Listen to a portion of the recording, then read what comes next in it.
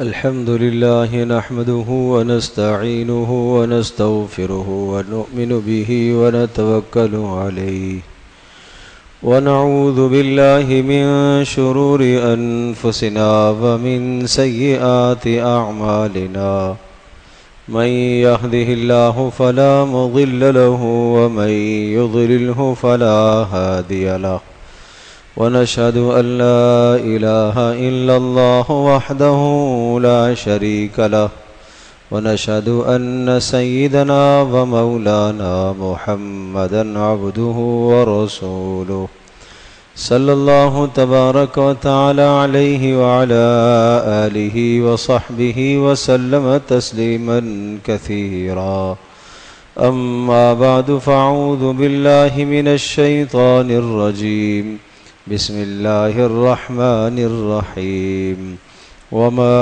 أرسلنا من رسول إلا ليطاع بإذن الله ولو أنهم إذ ظلموا أنفسهم جاءوك فاستغفروا الله واستغفر لهم الرسول لوجدوا الله توابا رحيما وقال رسول الله صلى الله تبارك وتعالى عليه وسلم لا يؤمن أحدكم حتى يكون هواه تبعا لما جئت به أو كما قال عليه الصلاة والسلام رب اشرح لي صدري ويسر لي أمري واحلل عقدة من لساني يفقه قولي اللهم صل على محمد وعلى آل محمد كما صليت على إبراهيم وعلى آل إبراهيم إنك حميد مجيد اللهم بارك على محمد وعلى آل محمد كما باركت على إبراهيم وعلى آل إبراهيم إنك حميد مجيد گرامی قدر حاضرین و سامعین، سورۃ النساء کی ایک آیت مقدسہ اس وقت کی نشست میں آپ کے سامنے تلاوت کی ہے۔ اس آیت بینہ میں اللہ تبارک و تعالی نے رسول اکرم صلی اللہ تعالی علیہ وسلم کی بعثت اور نبوت کے مقصد کو ذکر فرمایا۔ وما ارسلنا من رسول الا لیطاع باذن اللہ، کہ رسول اس لیے بھیجا گیا ہے تاکہ تم سب اس رسول کی اطاعت اور فرما برداری کرو۔ ہم سب کے سب رسول اکرم صلی اللہ تعالی علیہ وسلم پر ایمان رکھتے ہیں۔ ہمارا ایمان اور ہمارا یقین ہے کہ محمد صلی اللہ تعالی علیہ وسلم اللہ پاک کے آخری رسول ہے۔ حضرت صلی اللہ تعالی علیہ وسلم کے بعد سلسلہ نبوت، سلسلہ رسالت ختم ہے، اور نبی پاک صلی اللہ تعالی وسلم کی کتاب قرآن مجید کے بعد کسی اور کتاب نے نازل نہیں ہونا، اور حضرت صلی اللہ تعالی وسلم کی اس امت کے بعد کسی اور امت نے نہیں آنا۔ امت بھی آخری ہے، نبی بھی آخری ہے، کتاب بھی آخری ہے، دین بھی آخری ہی ہے۔ اب گزشتہ سارے کے سارے ادیان، ساری کی ساری کتابیں رسول پاک صلی اللہ تعالی وسلم کے آنے کے بعد منسوخ ہو گئی۔ اب کوئی شخص اگر موسیٰ علیہ السلام کی پیروی اور اطاعت کرتا ہے تو اسے کامیابی نہیں مل سکتی، اگر عیسیٰ علیہ السلام کی پیروی کرتا ہے تب بھی وہ کامیابی سے ہمکنار نہیں ہو سکتا۔ خود رسول پاک صلی اللہ علیہ وسلم نے ارشاد فرمایا تھا، لو کان موسیٰ حیا لما یسع الا اتباعی، اگر موسیٰ بھی زندہ ہوتے تو ان کی کامیابی بھی میری اطاعت میں ہے۔ اتنی بڑی بات کہ اگر آج موسیٰ بھی زندہ ہوتے علیہ السلام تو ان کی کامیابی بھی میری ہی اطاعت میں ہے، میری اطاعت کے علاوہ کوئی اور راستہ نہیں۔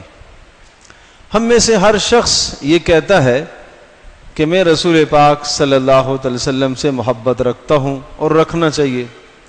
ہر آدمی کے دل میں نبی پاک صلی اللہ علیہ وسلم کی محبت ہے۔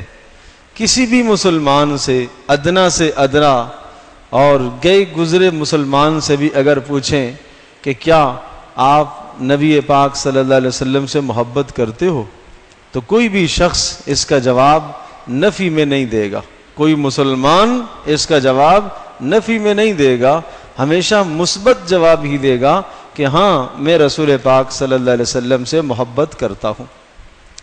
تو میرے عزیز دوستوں اور بزرگوں، محبت جب کرتا ہوں یہ بات ہے، ہر آدمی یہ کہتا ہے کہ میں محبت کرتا ہوں۔ اب نبی پاک صلی اللہ علیہ وسلم سے محبت کی چند نشانیاں میں ذکر کرتا ہوں۔ ہر چیز کی ایک علامت، ایک شناخت ہوتی ہے، اس شناخت سے اور اس نشانی سے وہ چیز پہچانی جاتی ہے۔ قیامت کے دن میں بھی دعویٰ کروں، آپ بھی دعویٰ کریں گے کہ رسول اکرم صلی اللہ علیہ وسلم سے ہماری محبت ہے، اور ہمیں اللہ کے نبی صلی اللہ علیہ وسلم کی اس وقت سفارش چاہیے، اس لیے کہ ہم آپ سے محبت کرتے تھے۔ تو ہمارے اندر ان نشانیوں کو دیکھا جائے گا، جن نشانیوں کے ذریعے سے رسول پاک صلی اللہ علیہ وسلم اپنی امت کے ان افراد کو جو آپ علیہ الصلوۃ والسلام کی پیروی کرتے تھے، آپ سے محبت کرتے تھے، ان نشانیوں سے آپ پہچانیں گے۔ تو بات صاف سی ہے کہ ہر چیز کی شناخت اور علامت اور نشانی ہوتی ہے۔ رسول اکرم صلی اللہ تعالی علیہ وسلم سے بھی محبت کی ایک شناخت، ایک پہچان، ایک علامت ہے۔ ہر آدمی دیکھ لے کہ وہ نشانی میرے اندر موجود ہے۔ اگر اس نشانی کا کچھ حصہ یا وافر مقدار میں وہ نشانی ہمارے اندر موجود ہے تو اللہ کا شکر ہے، اور اگر وہ نشانی موجود نہیں ہے، نہیں پائی جا رہی، تو اس نشانی کو اپنے اندر لانے کی محنت اور کوشش کریں۔ چند نشانیاں ہیں نبی پاک صلی اللہ علیہ وسلم سے محبت کی، چند نشانیاں۔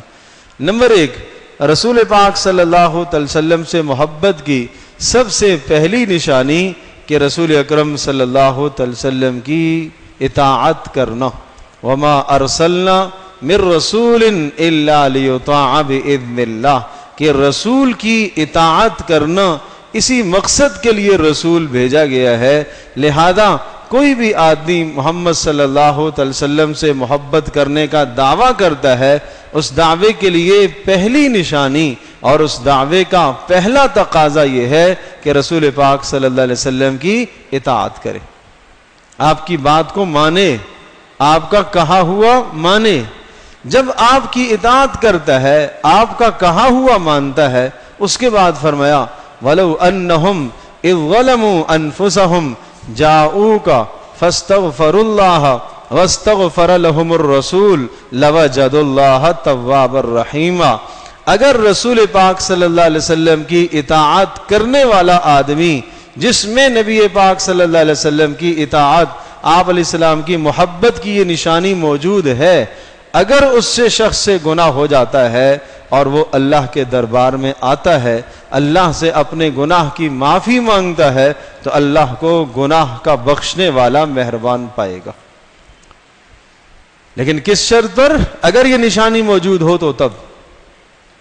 اگر پھر یہ شخص رسول پاک صلی اللہ علیہ وسلم کی خدمت میں حاضر ہوتا ہے اور آپ کی خدمت میں حاضر ہو کر یوں کہتا ہے کہ آپ میرے لیے سفارش کیجئے، دعا کیجئے، تو رسول پاک صلی اللہ علیہ وسلم لازمی اس کی سفارش فرمائیں گے، اس لیے کہ اس میں وہ صلاحیت موجود ہے، سفارش کے اہل ہونے کی صلاحیت اس میں موجود ہے۔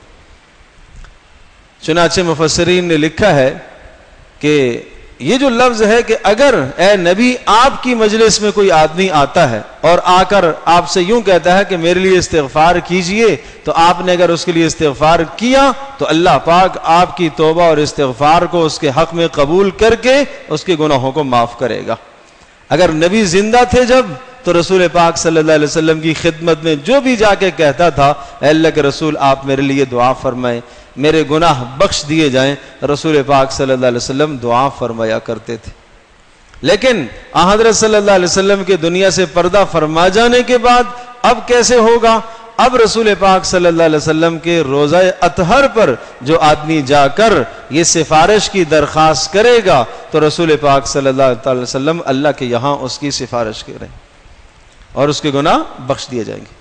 اور ایک اور چیز بتاؤں، اللہ پاک ہم سب کو وہاں بار بار جانے کا موقع عطا کرے، لیکن جب تک وہاں جانے کا موقع میسر نہیں ہے تو پھر بھی حل موجود ہے۔ اتنا خوبصورت، اتنا پیارا دین کہ جس میں کسی شخص کے لیے محرومی نہیں ہے۔ اول تو رسول پاک صلی اللہ علیہ وسلم کا زمانہ پایا ہو جیسے صحابہ، نمبر دو اتنا مال اسباب ہوں کہ روزے پر حاضری دینے کی صلاحیت رکھتا ہو، وہاں جا کے توبہ اور استغفار کی درخواست کرے، قبول ہو جائے گی۔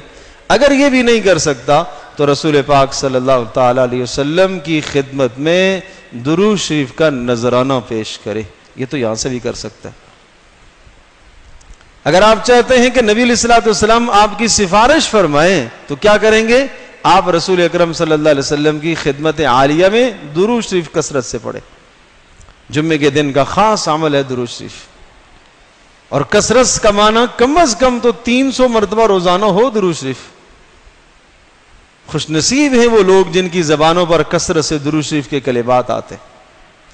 اچھا، جب درود شریف آپ پڑھیں گے تو حدیث پاک میں آتا ہے کہ ملائکہ آپ کا درود شریف لے کر میرے پاس پہنچتے ہیں، اور یہ وہ عبادت ہے جو کبھی بھی رد نہیں ہوتی۔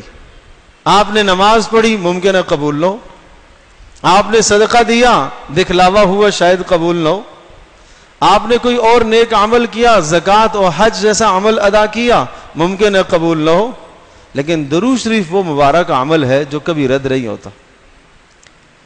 اس لیے حدیث میں آیا کہ جس دعا کے شروع اور آخر میں درود شریف مل جائے وہ دعا رد نہیں ہوتی، اس لیے کہ اللہ پاک کو اس بات سے حیا آتی ہے کہ دعا کا شروع والا حصہ یعنی درود شریف بھی قبول کر لے، آخری والا حصہ درود شریف قبول کر لے، اور بیچ والا حصہ اللہ قبول نہ فرمائے۔ یہ اللہ تبارک و تعالیٰ کو اس سے حیا آتی،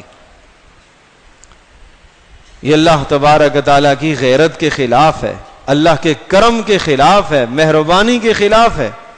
تو اس لیے آپ نے ارشاد فرمایا کہ میرے پاس آ کر جو درود شریف پڑھے گا میں خود سنوں گا، اور جو کسی دوسری جگہ سے پڑھے گا ملائکہ لے کر آئیں گے۔ اب یہاں محدثین نے ایک ضابطہ لکھا ہے کہ رسول پاک صلی اللہ تعالی علیہ وسلم کا ہمیشہ سے یہ مزاج تھا کہ آپ علیہ الصلوۃ والسلام کی خدمت میں اگر کوئی شخص کوئی بھی ہدیہ لے کے جاتا تو نبی علیہ الصلوۃ والسلام اس ہدیے کا بدلہ دیا کرتے تھے۔ کوئی چیز کوئی لے کے گیا تو آپ علیہ الصلوۃ والسلام نے اس چیز کا کوئی نہ کوئی بدلہ اپنی طرف سے اسے ضرور دیا، یہ مزاج تھا دینے کا۔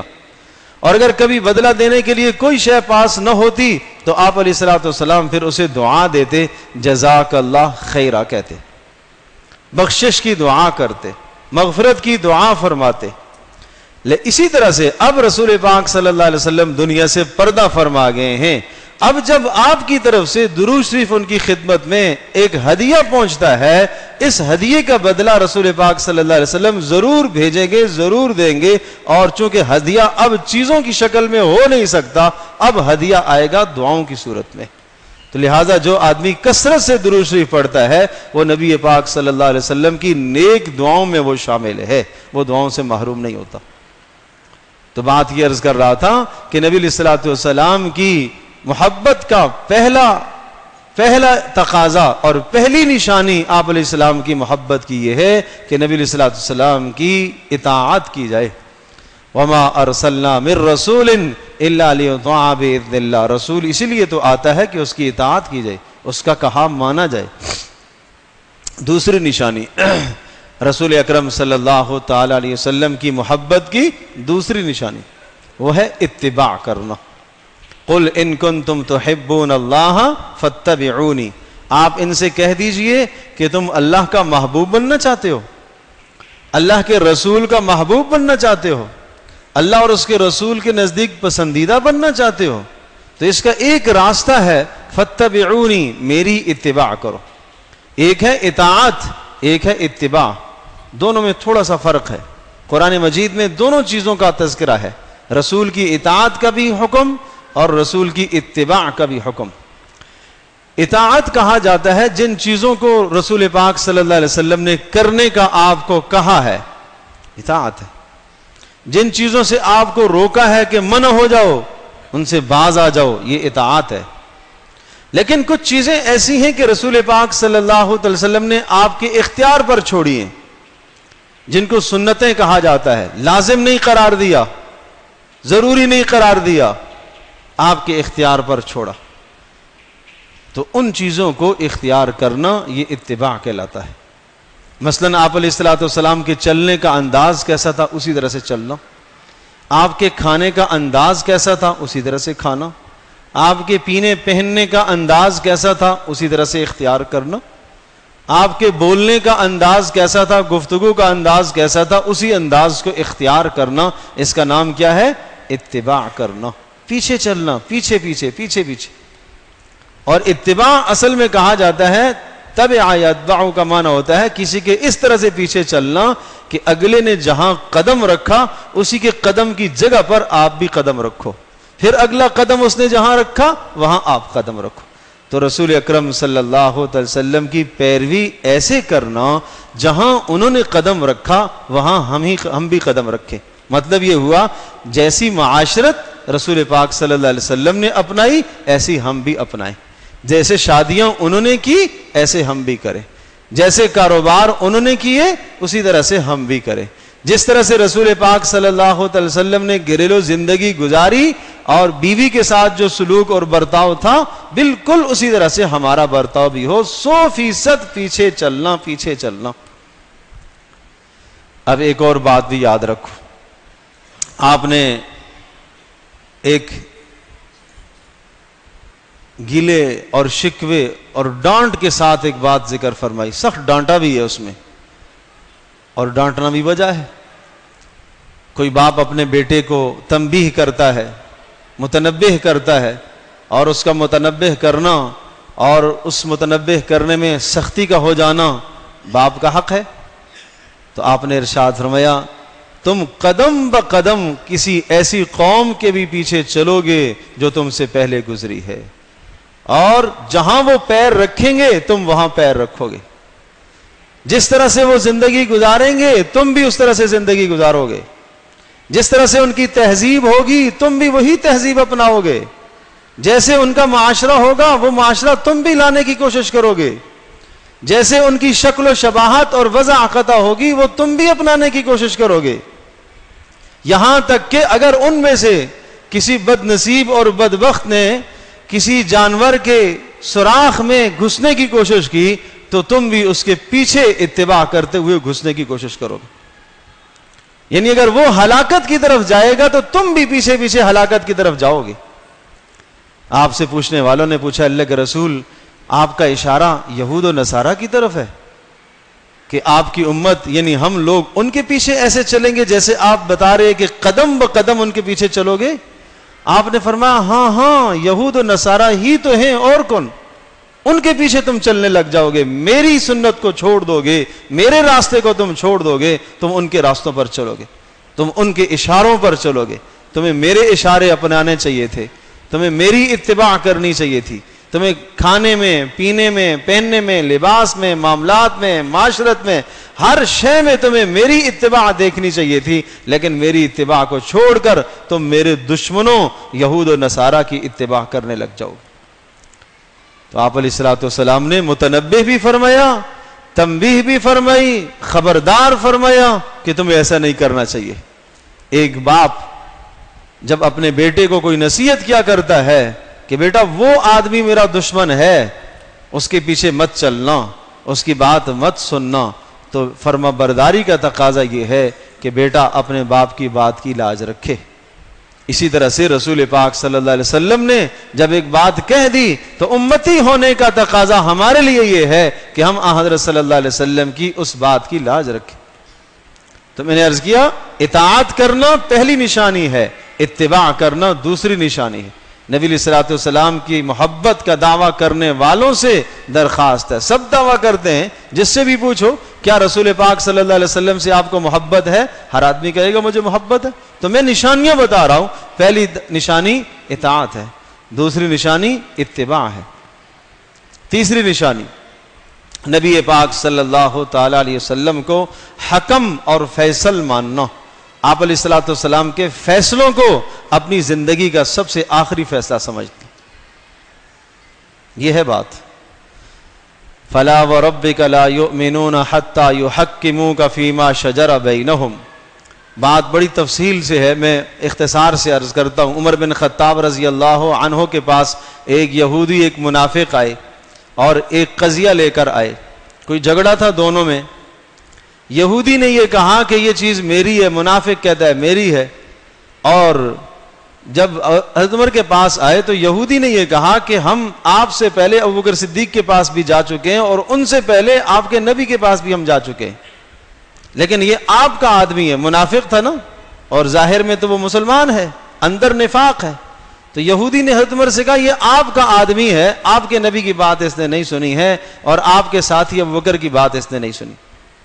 ان دونوں نے میرے حق میں فیصلہ کیا، آپ کے نبی نے میرے حق میں فیصلہ کیا ہے۔ ابوبکر کے پاس آئے تو انہوں نے کہا جو میرے نبی کا فیصلہ ہے وہ میرا فیصلہ ہے۔ حضرت عمر رضی اللہ تعالی نے جب یہودی کی بات سنی، منافق سے پوچھا ایسا ہی ہے؟ تو کہا ایسا ہی ہے، یہ چیز میری ہے، یہ فیصلہ درست نہیں ہے۔ تو حضرت عمر رضی اللہ تعالیٰ چپکے سے اندر گئے اور تلوار لے کے آئے اور اس منافق کا سر گردن سے جدا کر دی، نہ پوچھا نہ تأمل کیا، کچھ بھی نہیں۔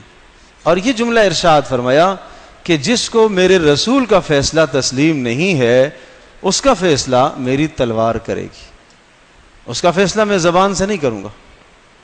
منافقوں نے ایک ہنگامہ برپا کر دیا، عمر سے قصاص لیا جائے، عمر نے ہمارا بندہ قتل کر دیا ہے اور ہمارے بندے کو اس نے مار دیا ہے، لہذا بدلے میں عمر کو قتل کیا جائے گا۔ ہنگامہ کھڑا ہو گیا، اس پر یہ آیت نازل ہوئی فلا وربک لا یؤمنون حتی یحکموک فیما شجر بینہم۔ اے نبی تیرے رب کی قسم، نبی کا رب خود قسم کھانے والا اللہ ہے، تو یہ ایک محبت کا انداز تھا۔ فلا وربک، تیرے رب کی قسم، اے نبی تیرے رب کی قسم،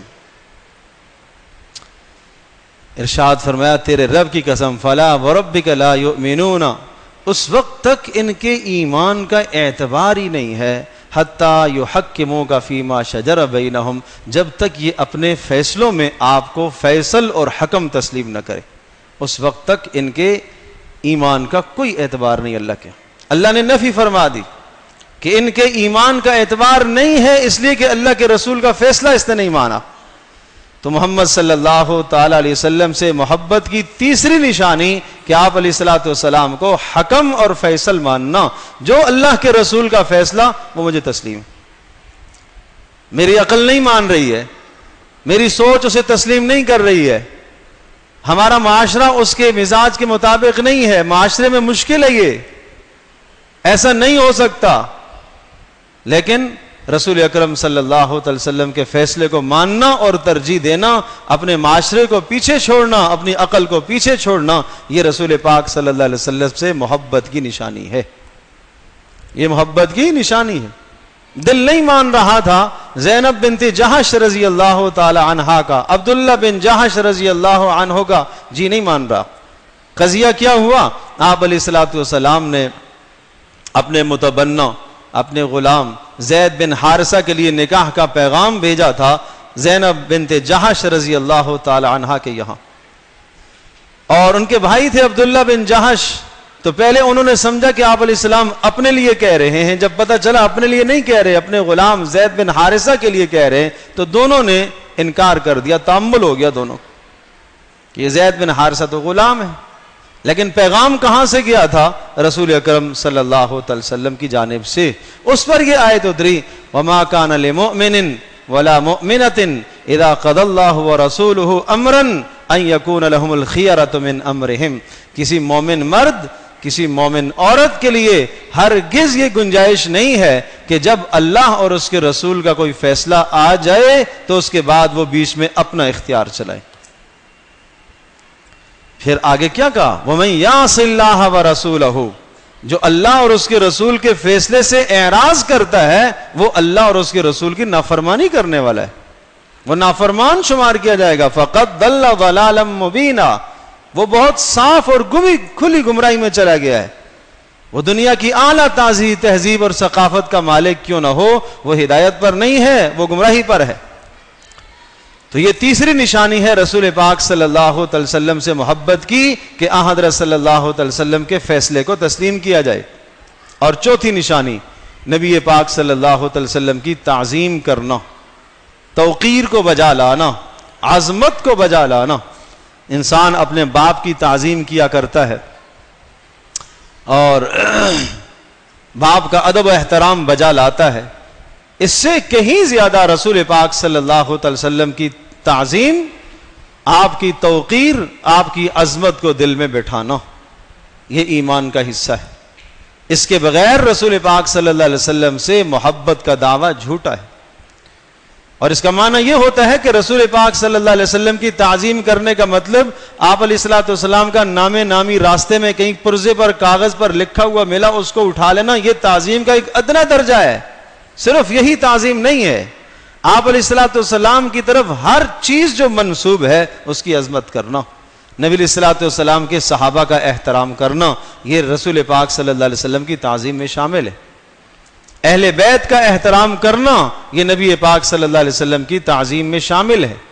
آپ علیہ الصلوۃ والسلام کی سنتوں کو زندگی میں لانا یہ رسول پاک صلی اللہ علیہ وسلم کی تعظیم میں شامل ہے. جو سنت سے منہ پھیر رہا ہے وہ کیا نبی کی تعظیم کر رہا ہے؟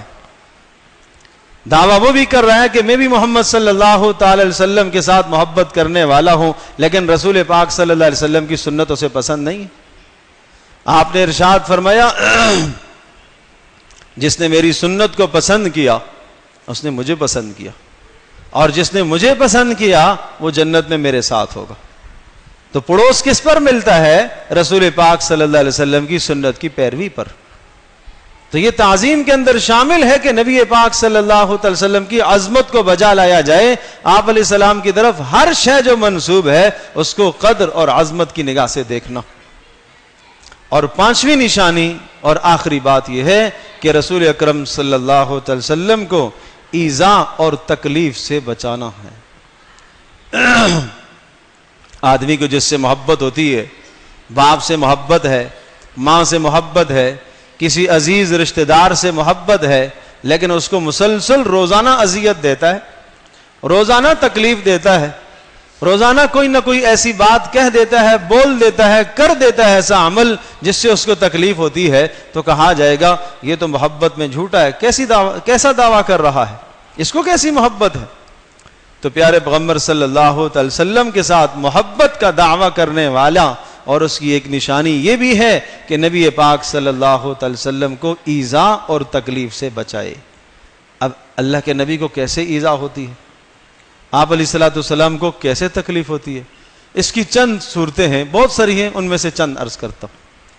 ایک تو رسول اکرم صلی اللہ تعالی وسلم کو گالی دینا ایذا ہے. آپ کو کوئی گالی دیتا ہے تو تکلیف ہوتی ہے، اللہ کے نبی کو کوئی گالی دے گا ان کو ایذا ہے. اب آپ کہیں گے میں تو رسول پاک صلی اللہ علیہ وسلم کو معاذ اللہ ثم معاذ اللہ، اللہ حفاظت فرمائے، اللہ دور دور تک میرے بات بھی یہ نہ لے کے آئے کہ میں اللہ کے رسول کو کیسے گالی دوں گا. تو یاد رکھیے گا محمد صلی اللہ تعالی علیہ وسلم کے بعد جو آدمی حضرت صلی اللہ علیہ وسلم کے بعد کسی اور نبی کی نبوت کو تسلیم کرتا ہے، اس کو رسول پاک صلی اللہ علیہ وسلم نے گالی کہا ہے. گالی کی کئی قسمیں نا. گالی کا مطلب یہ ہوتا ہے تکلیف دینے والا جملہ کہہ دینا، تکلیف دینے والا بول بولنا. اللہ نے ارشاد فرمایا شتمنی ابن آدم، انسان مجھے بھی گالیاں دیتا ہے، اللہ کو کون گالیاں دے سکتا ہے؟ اللہ پاک نے خود شرح فرمائی، تشریح مشکات شریف کی روایت ہے کہ رسول پاک صلی اللہ علیہ وسلم نے ارشاد فرمایا اللہ یوں کہہ رہا ہے شتمنی ابن آدم، انسان مجھے گالیاں دیتا ہے. کیسے گالیاں دیتا ہے؟ یہ یوں کہتا ہے کہ اللہ پاک کا بیٹا ہوا، عیسیٰ اللہ کا بیٹا ہے، یہ اللہ کو گالی ہے، یہ اللہ کو گالی ہے، اذیت ہے. اسی طرح سے محمد صلی اللہ تعالی علیہ وسلم آخری رسول ہیں، کسی کو اس کے منصب اور مقام سے گرانا اور نیچے کرنا یہ اس کے لیے اذیت ہوا کرتی ہے. محمد صلی اللہ علیہ وسلم کا یہ منصب ہے کہ یہ آخری رسول ہیں. حضرت صلی اللہ علیہ وسلم کو آخری رسول نہ ماننا یہ ایذائے نبی ہے، نبی کو اذیت دینا ہے.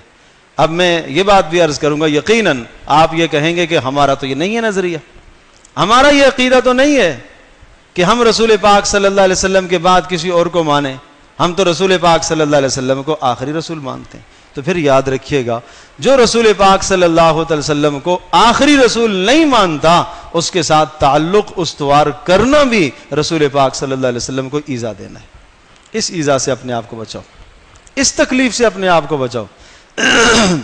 ان الذین یؤذون اللہ ورسولہ لعنہم اللہ فی الدنیا والآخرہ، جو لوگ اللہ کو اور اللہ کے رسول کو ایذا دیتے ہیں، تکلیف دیتے ہیں، دنیا اور آخرت دونوں جہانوں میں ان پر لعنت برستی ہے، لعنت برستی ہے۔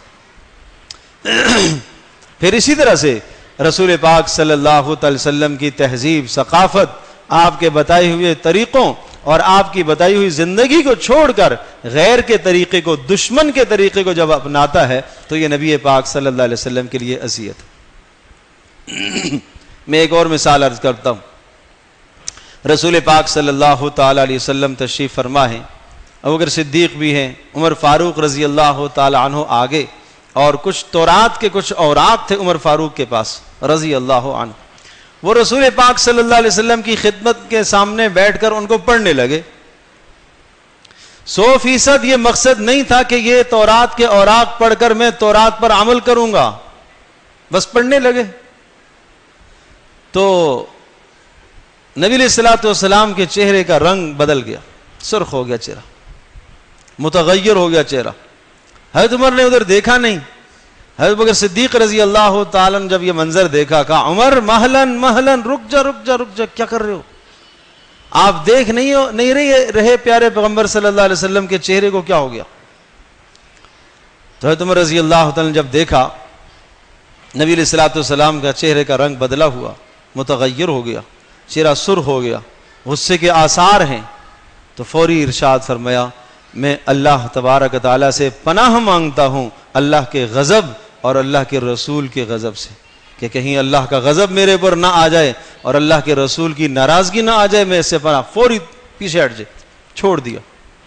اس پر رسول پاک صلی اللہ علیہ وسلم نے سمجھایا، اور یہ جملہ جو پہلے بھی میں عرض کر چکا ہوں، یہ کہا عمر لو کان موسیٰ حیا لما یسع الا اتباعی، ایک روایت میں قسم کھا کے کہا، اللہ کی قسم اگر موسیٰ بھی زندہ ہوتے تو میری اتباع کیے بغیر ان کا بھی چارہ نہیں تھا۔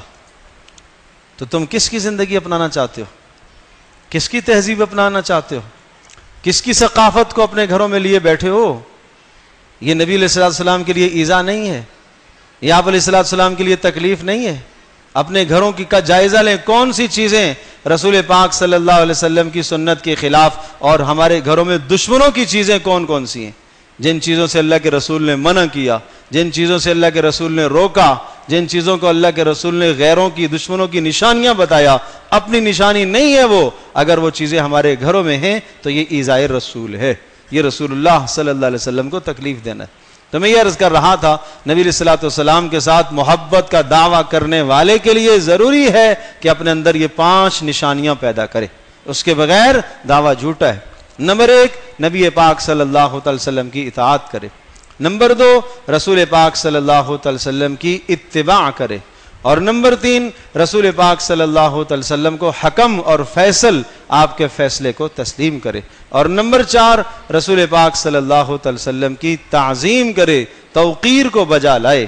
اور نمبر 5، حضرت صلی اللہ علیہ وسلم کی توہین اور آپ علیہ الصلوۃ والسلام کو اذیت نہ دے۔